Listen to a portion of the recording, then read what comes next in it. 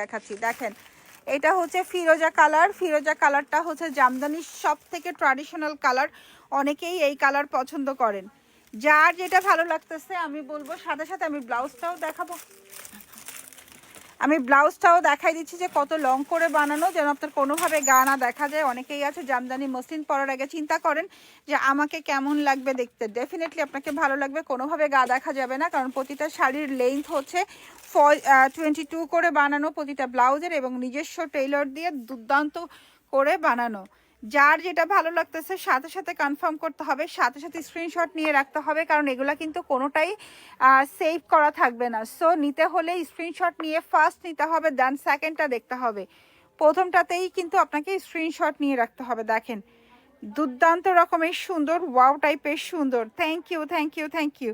যার যেটা ভালো লাগতেছে আমি সবগুলা কালার পরপর রেখেছি যেন আপনারা দেখে পছন্দ করে নিয়ে নিতে পারেন।